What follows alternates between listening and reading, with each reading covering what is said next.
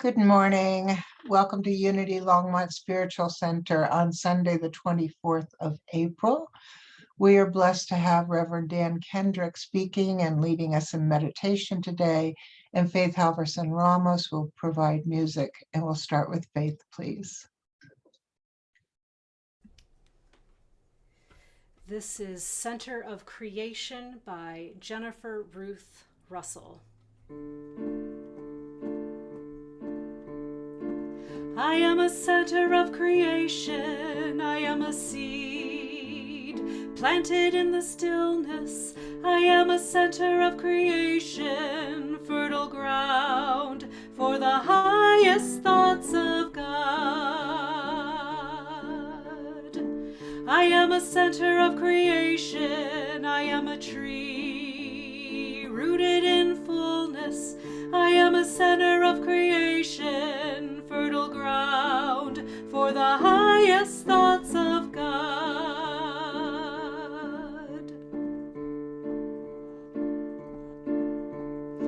I am a center of creation, I am complete, living in wholeness.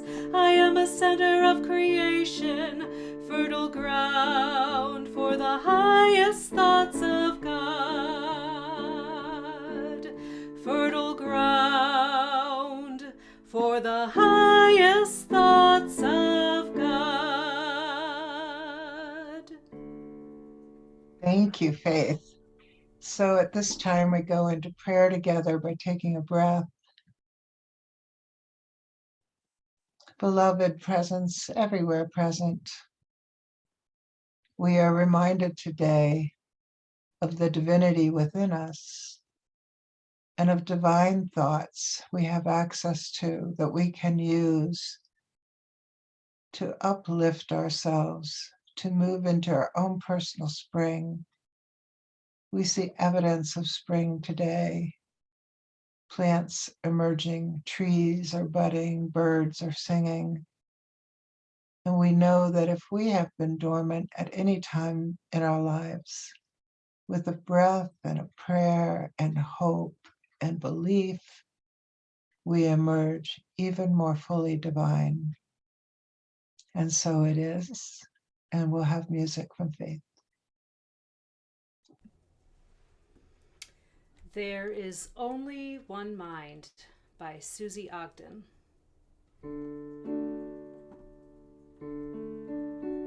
There is only one mind in which we all live and move and have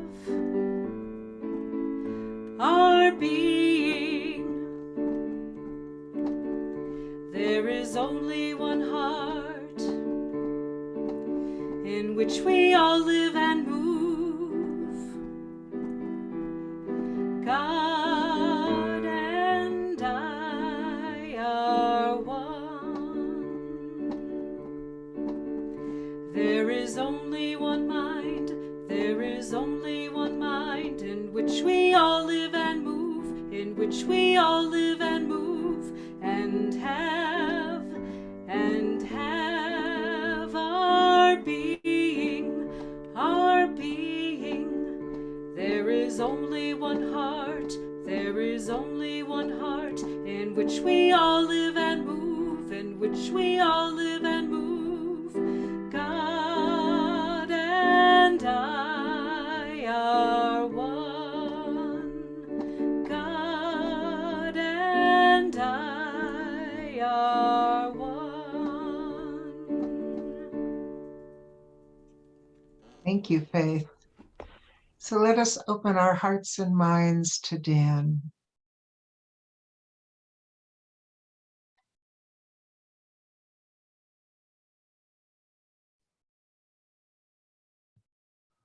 Hooray for me, I remembered to unmute myself.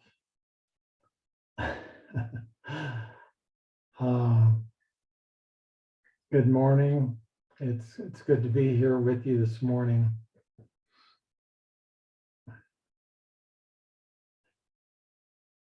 Well, I guess listening to Faith last song, I'd say it looks like we started at the beginning. Something like there's only one heart, there's only one mind. And I think the biggest question I get in counseling is one word: how? How do you do it? Like, I know that's what I should be doing. It sounds like what I want to be doing. And if I knew how to do it, I wouldn't be here talking to you or reaching out. And I think sometimes the how is the key question. It can be the most challenging question. I got the concept, I got the idea, got my direction. But how do I know I'm divine?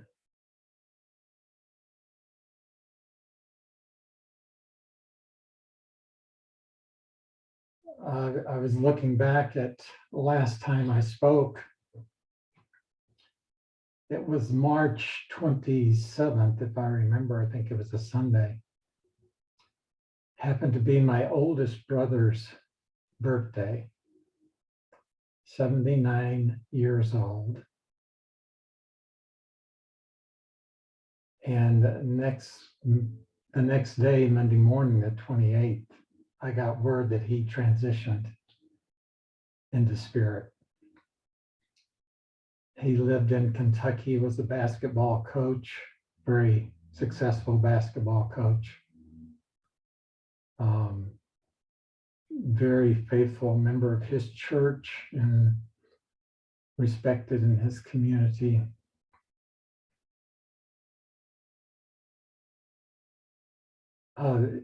His passing kind of triggered a process for me in terms of looking back at his life. My younger brother, there's five of us kids. BB was his name, was the first to go after mom and dad. So it looks like so far we're going in progression here, certain progression. I don't know what the future holds, but we'll see.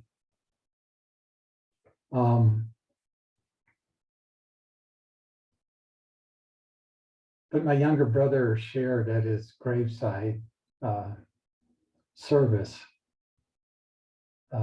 when Brian, my younger brother, was 7. BB was a very good basketball player, a star player. He was 17 years old at the time. Brian was 7.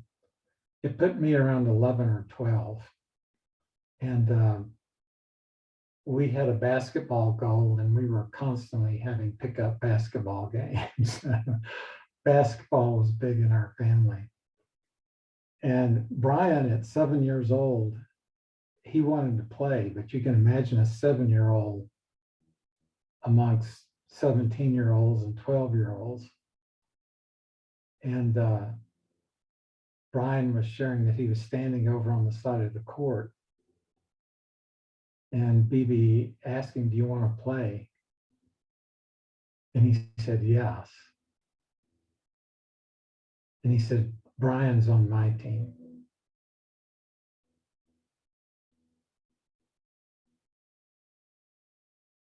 And Brian was sharing how that gesture of kindness and loving and acceptance was a key in his life. That his big brother, who was a star basketball player, chose him. It wasn't, BB didn't wait till like the last choice. Brian was his first choice. And of course, they won.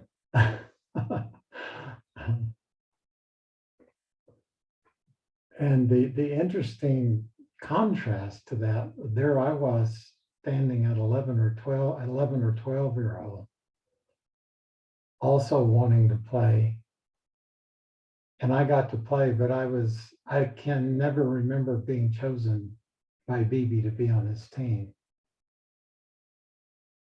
I don't think it was anything personal. I think BB was kind of trying to balance things out. You know, if I was on his team, they'd be a little better, maybe too good. But it's interesting how I'm looking at that, how growing up, one choice, one experience of my younger brother and being chosen registered as very positive. And my experience as being the middle brother, a little older than Brian, registered as a negative.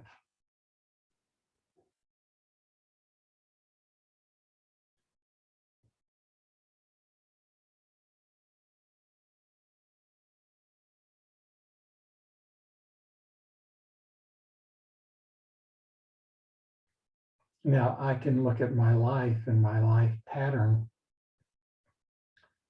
and I've got the advantage now, being my age, of looking back and having some perspective. But I realized me not being chosen by someone I wanted to be chosen by, let's say,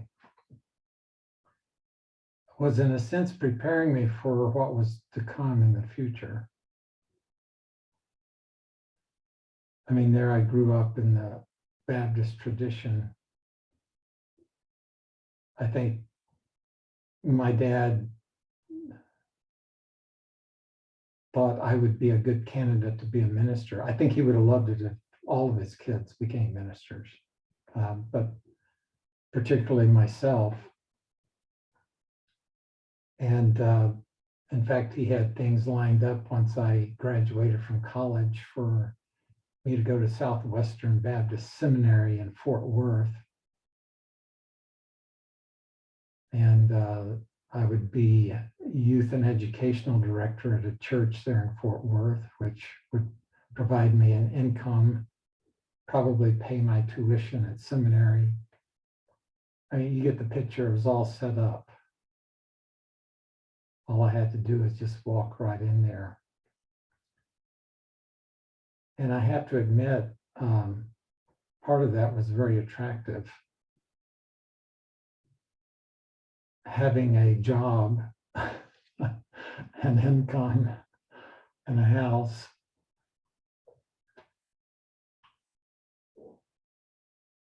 was a plus.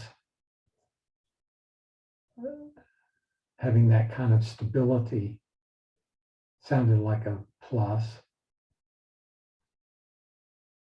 but it very clearly wasn't lining up inside me, and I had to tell Dad no.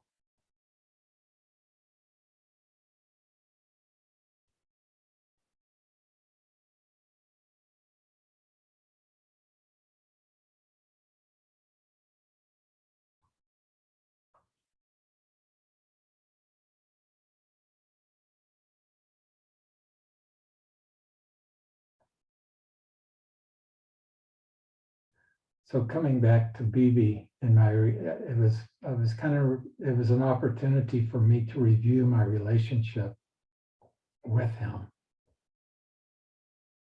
And as we got older,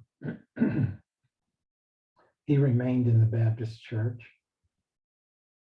I think politically it became clear we kind of saw differently, to say the least.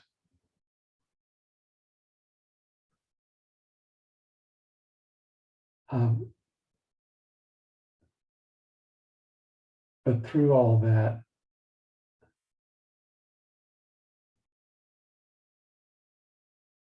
we overcame those differences.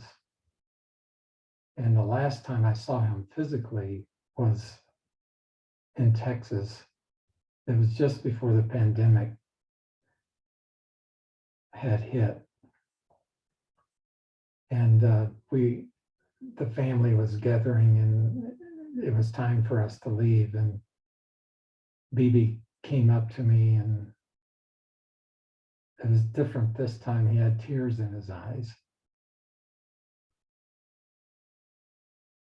And he said, "Dan, I just want you to know that I love you."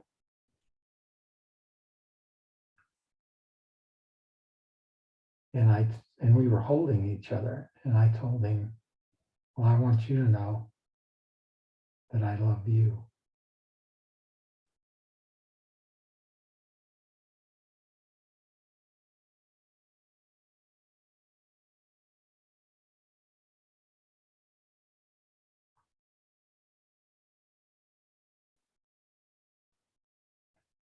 What I ultimately came to in my review of my life together with BB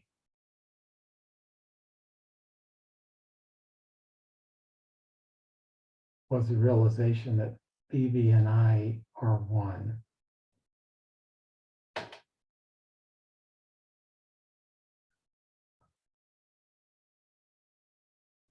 And you may look at that and say, how could you say you're one? You had a lot of different ideas about God.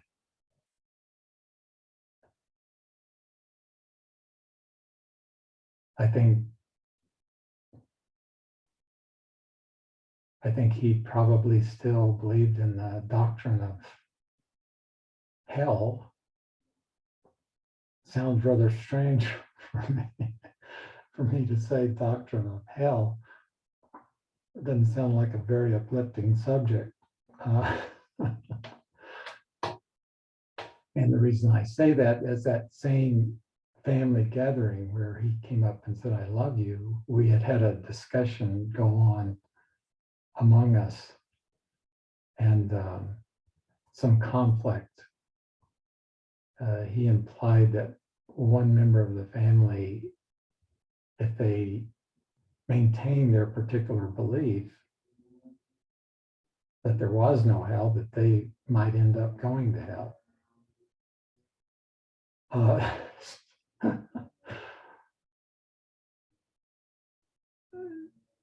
So I hope you're getting the picture. And the big question is, what do you do? What do you do? How do you say you're one when you have these differences in beliefs and how you think things are? And the person that BB implied might be going to hell became very upset.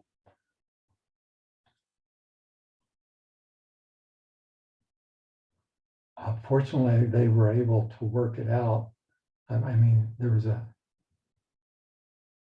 total silence in the room. There was about 12 of us.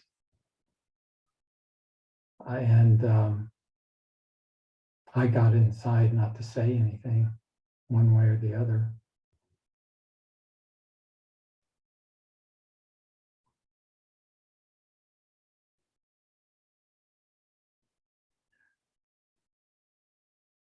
But it seems like we walk on this very fine line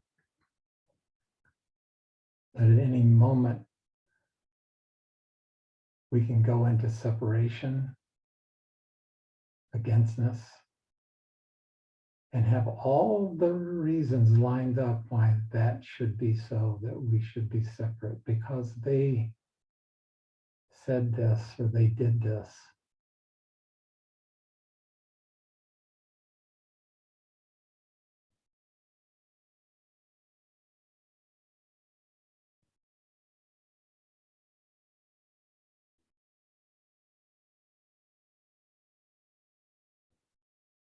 I have to admit, when I heard BB was passed, I had some concern for that he was going to be okay.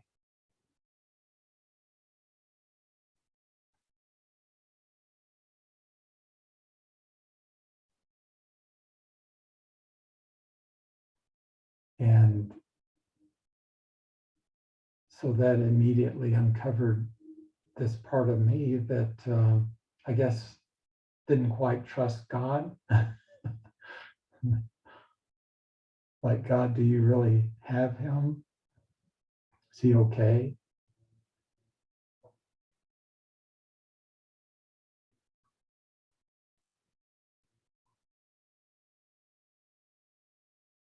You know, it's one thing to have these things as a concept. It's another thing to bring these into a knowing. And obviously, this is pointing out to me that this was an area I had a good concept around this. But I was lacking in knowledge. And what I really wanted to do to have happen was I wanted to know that he's okay. In fact, I asked the Lord, can you tell me? I didn't get an answer.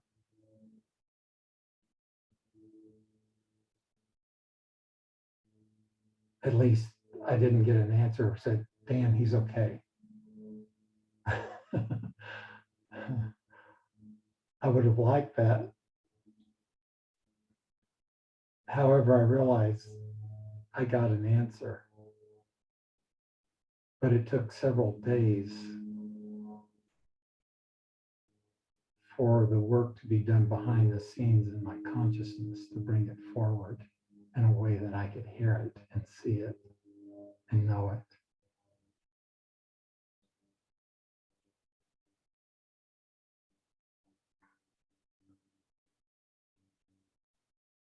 The one concept I think I've shared here is the concept of not one soul will be lost. Nice concept that when Bibi died, I'm already questioning, is he okay?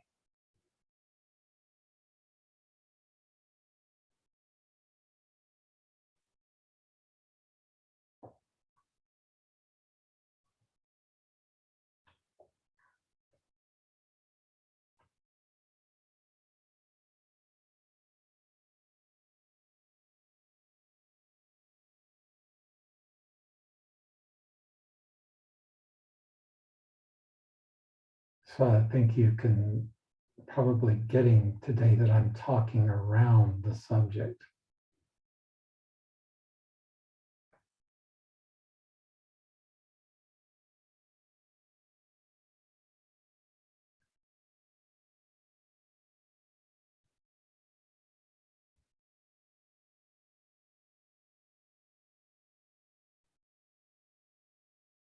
But hopefully you're using this time to explore with me. You know, it's been said there's only one fundamental problem, only one, on any level for anybody in this world. And that fundamental problem is lack of awareness.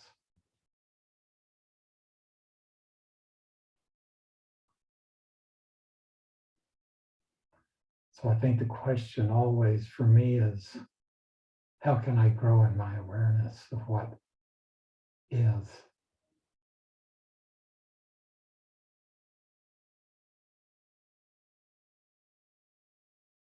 How can I grow in my awareness of what is so?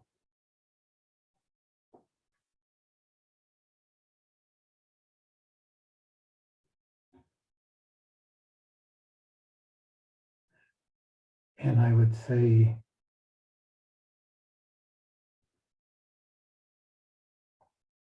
in terms of, well, what's the solution to this one problem of lack of awareness?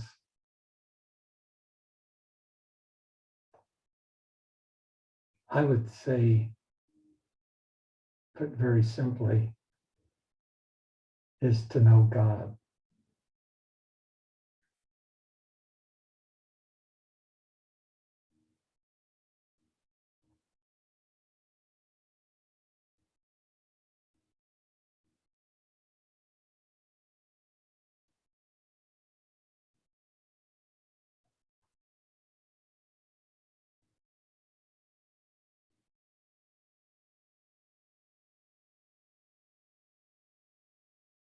Then the questions start coming one after another. Who is God?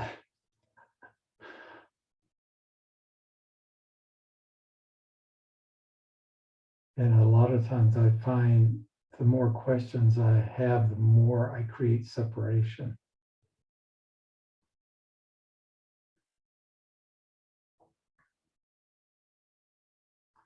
However, it doesn't keep me from asking the questions.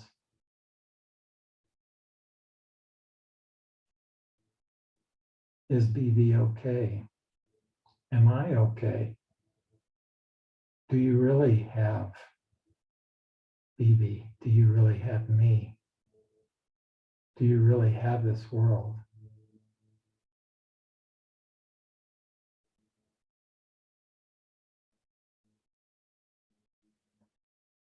Do you love this world? Do you love me? Do you love everyone in this world?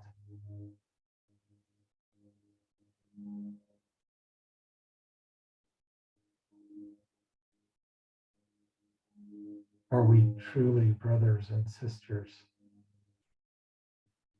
And you are father, mother.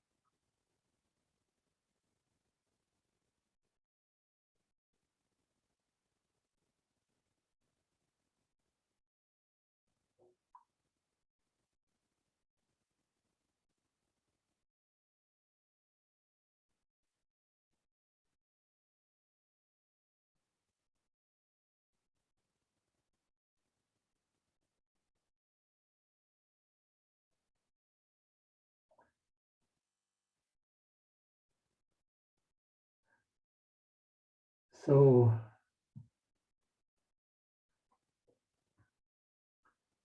what is there a bottom line that I came to in resolving any incompletes, maybe we could call it, in relation to my brother?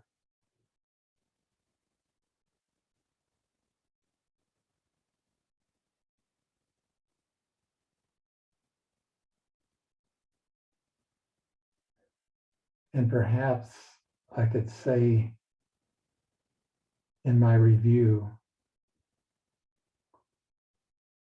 I was looking at the different areas where I'd say I got caught up in an illusion. I got caught up in an illusion of who I thought BB was. And I based that illusion on his behavior.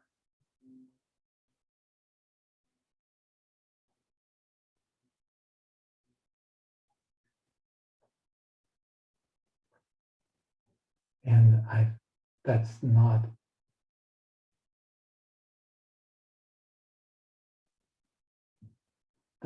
the kind of process that's going to create a place of peace inside me.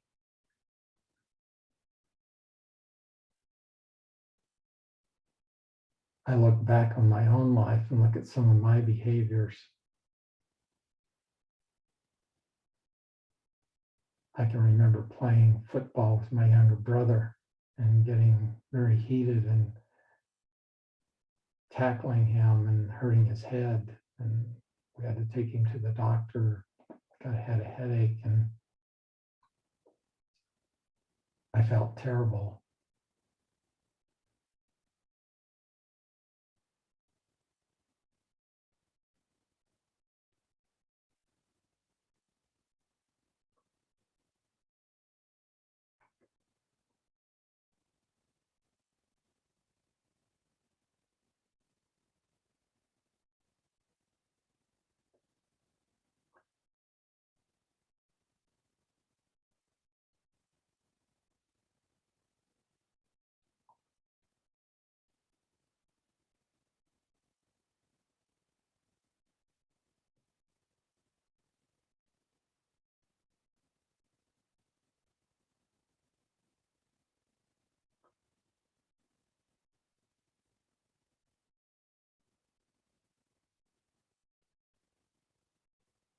Were we meant to do things in this world and feel terrible?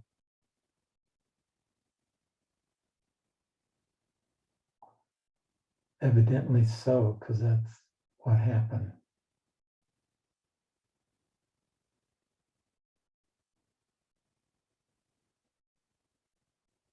And then the question would be, well, then what's the value?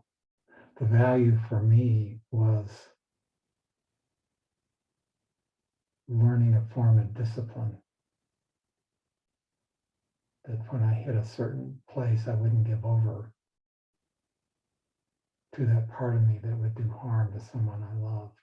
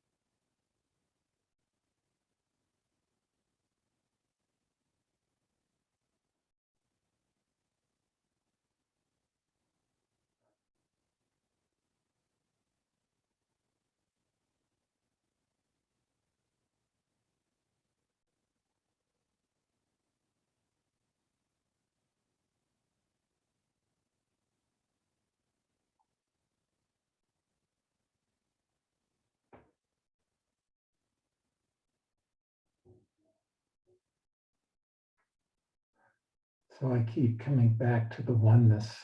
And how do I get to the oneness?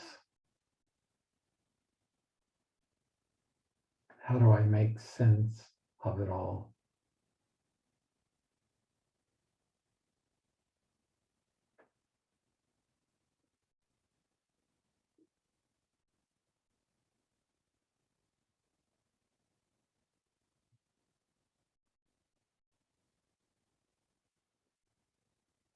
And I keeps bringing me back to that place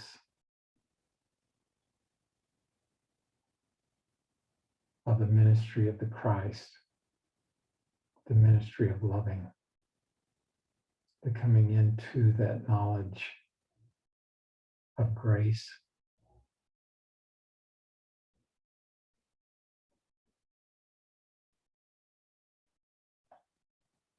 I'm not going to be able to put it sufficiently in words because I think it's in a place where it goes beyond words.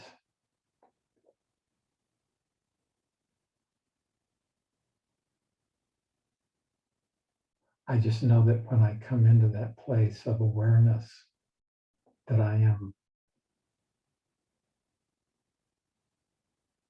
one with the Lord.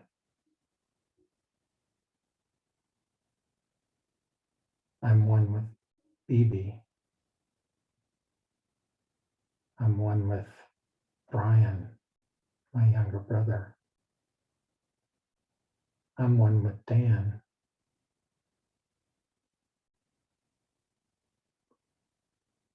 I was invited to play by the star player. He said, "You're on my team. I'll take responsibility for you.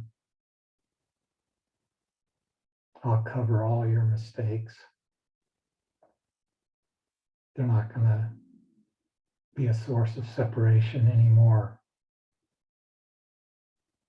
They're going to be a source of oneness and coming together, healing, forgiving, loving, in spite of it all,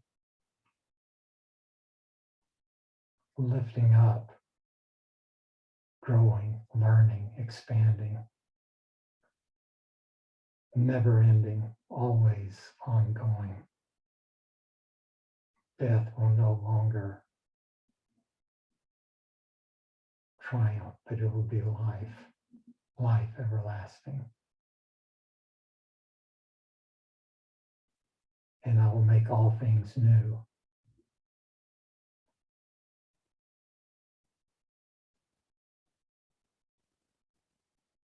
It's you and me and everyone and anyone who so chooses. The door is open, will always be open. The path is set, the way is clear.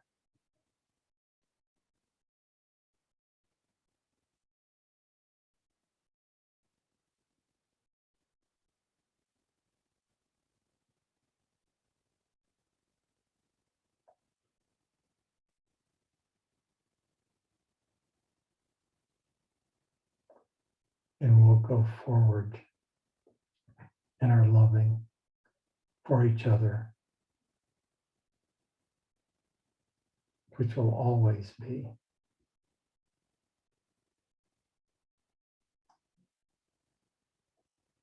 And so it is.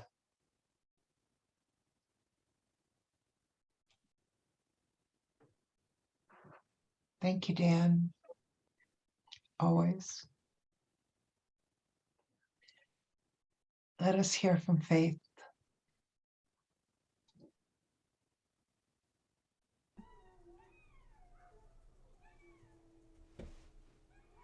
Sorry, there are a lot of dogs howling outside my office window, so if you hear strange animal sounds, that is that. But the sounds that I'm going to create is Work of Heart by David Alt.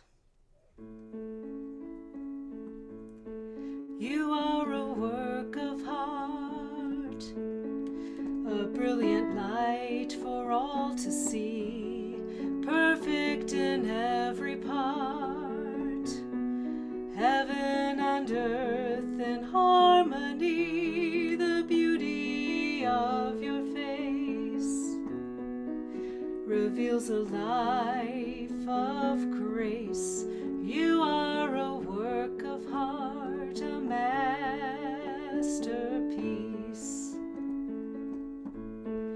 I am a work of heart, a brilliant light for all to see, perfect in every part, heaven and earth in harmony, the beauty of my face reveals a life of grace. I am a work of heart, a masterpiece.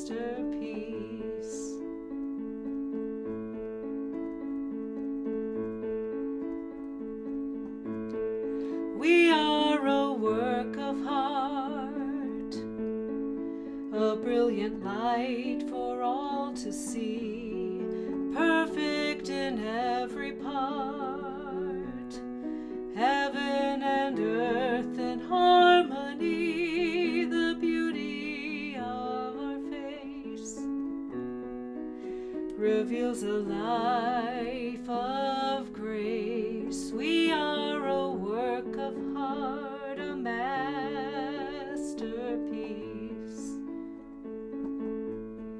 We are a work of art, a masterpiece.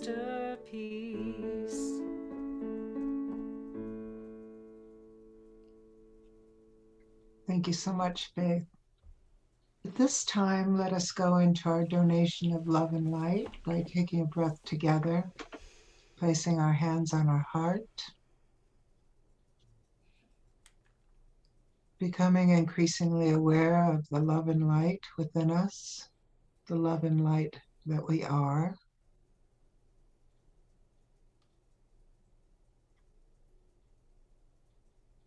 Aware that this love and light extend beyond our physical body.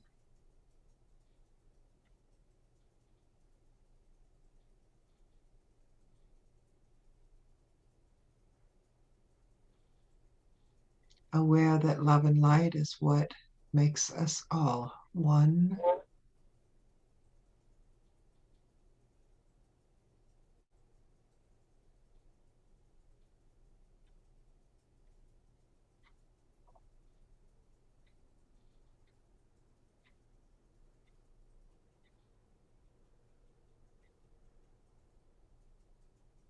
And with another breath, we express our gratitude.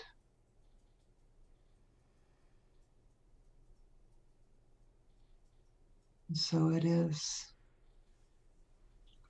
And we will hear from Faith. I'll close today with Child of This Universe by Faith Rivera.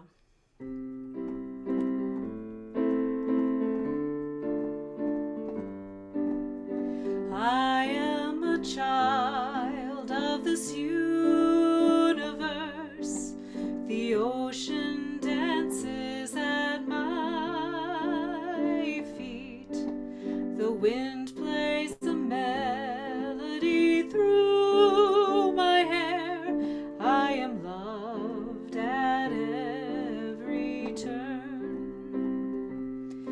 I am kissed by Mother Earth. I am a child of this universe. The sun warms me in its embrace. The stars have aligned for me in the sky. I am honored by all life. I am held by Father Time.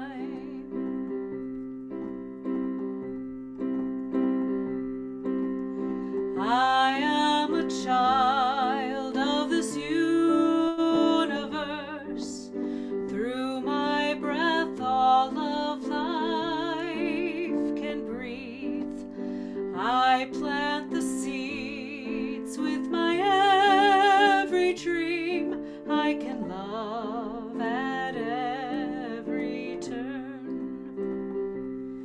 Give a kiss to Mother Earth. Yes, I am a child of this universe. I greet the God in each face. I am a channel for peace to flow. Oh, I honor all of life. Yes, I'm one with Father Time. Give a kiss to